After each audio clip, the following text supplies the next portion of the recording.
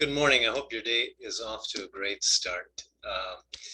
I want to begin today by making a confession. I confess that I need some therapy.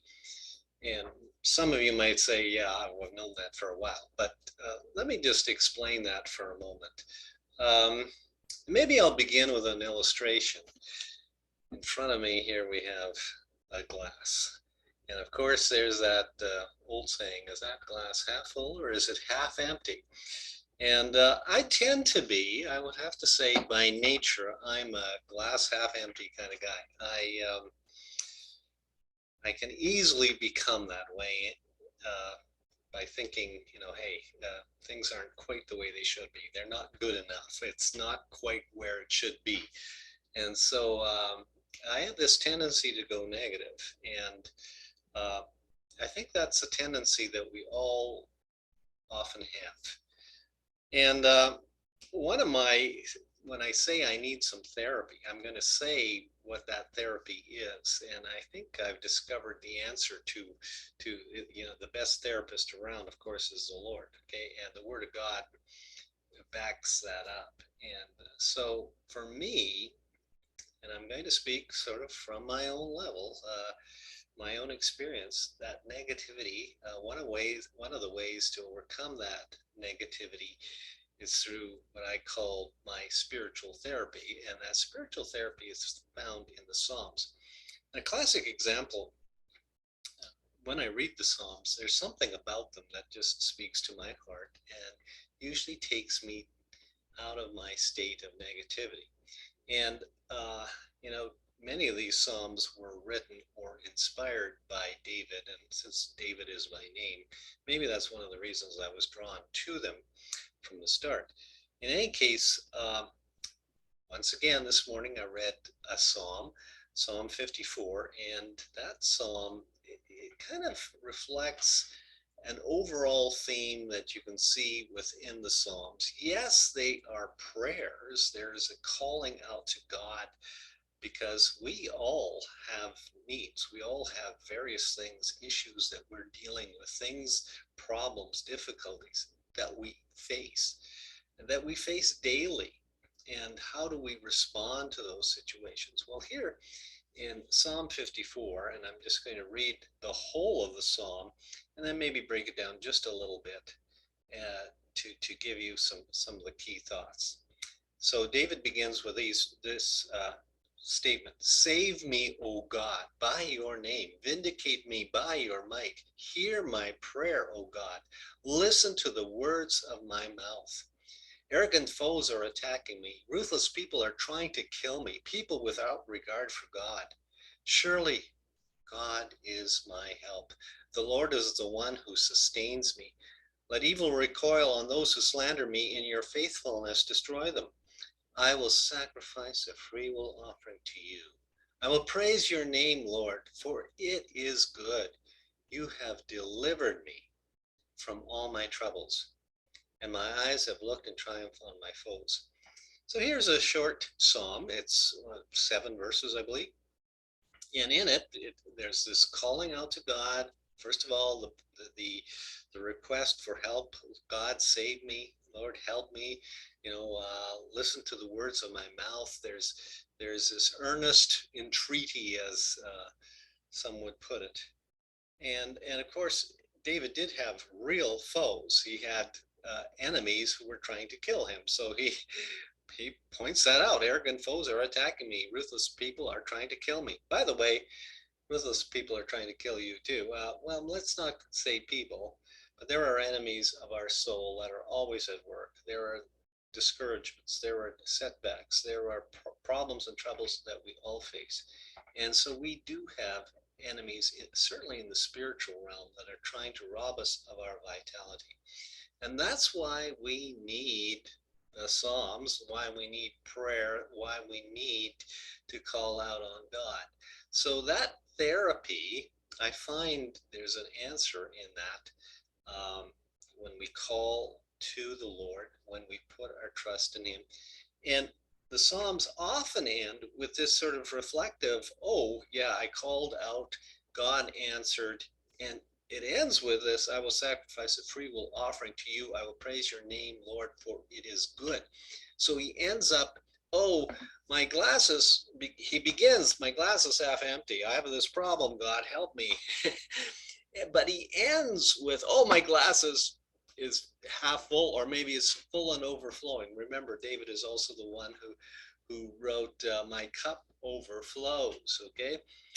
So that he has this sense of true thanksgiving that comes in the end as God answers prayer. And that's the kind of therapy I need, that you need. Nationally, as a whole nation, we've just gone through Canada Day and a celebration, which here in Ottawa, things have returned somewhat to normal, okay? Although there were protesters, yes. But most people were out there celebrating and having a good time, rejoicing, reflecting on the good things in this country. And yes, there are some negative things. There are plenty of those. Yeah, we can go, okay, yeah, the country is falling apart. It's terrible.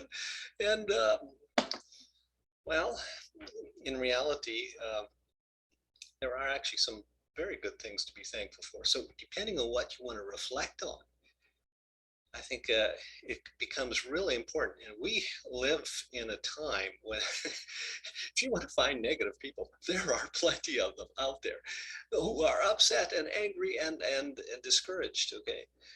But there is also things to be thankful for. I'll just give you an example, okay?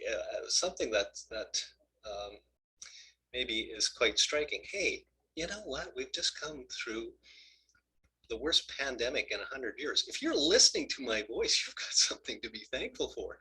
You're not dead. It hasn't killed you. You're doing okay in that sense, we hope, okay? And I trust as well, I've come through this time, and I'm on this side of the grass. Hey, there's something to be thankful. My cup is full. Um, even the difficulties we're having, with passports being filled, airports overflowing with people. Okay, well, why is that the case? Well, we can look at the negative and say, well, it's because mismanagement, et cetera, et cetera. Or you can look at the positive and say, well, things are getting back to normal. And one of the reasons we're having these shortages, there's a shortage of workers, like 1 million people short. Okay, is that a good thing or a bad thing? Well, in some ways it's a bad thing, but it's also a good thing in the sense that it indicates that people are, and the economy is actually trying to gain momentum like crazy, and we need more workers. So, we can look at this. Oh, is it half full, or is it, or is it half empty? That's all there. So the therapy, that I need is a good dose of the Psalms in many cases. And I'm going to just encourage you to get into the Psalms, to be a reader of the Psalms, to get some therapy regularly. I need to counter my negativity. I need to be reading in the Psalms regularly. And yes, I'm going to make a little pitch here. Forgive me for being so crass, but I've written 3 books on the Psalms. I only have 2 of them up here right now, but Psalms 365 takes you through the Psalms, one reading every day through the year. And so you can get them off my website. You can go enter my name on Amazon if you wish. You can get in touch with me even at the bottom of this post and do that. I want to end quickly with a story, and it's simply this little story, I think, reflects more about my need for therapy, and maybe yours too, than anything I've ever, encountered. Uh, and this was an encounter with, you might say, wildlife, and it happened a number of years ago. Some of you may have heard this story. It's a real story. It happened to me. Okay, so this would probably have happened 20 years ago or more. Okay, and I was sitting at watching a Blue Jays game. I believe it was a Saturday afternoon, and suddenly there's this horrific thump. Okay, that seemed to shake the whole house, and didn't know what it was. Got up sort of startled. What's going on here? Well, what had gone on is a crow had flown into the picture window, the main window in our living room. And when I got up and checked what shook the house, like it really seemed to shake the house. Uh, Karen, my wife, came running out like, what happened here? Anyway, checked on the front lawn. There's a crow lying. And I went out to check this crow, and it's splayed, looking, gasping for breath. Okay, and I thought, oh, I may have to kill this thing or bury it or whatever. Okay.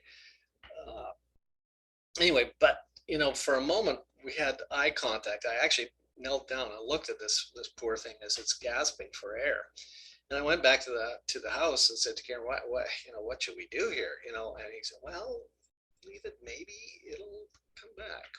Wise words, actually. I went back in the house, watched, I think, another inning of Blue Jays, and came back out, and the crow was gone.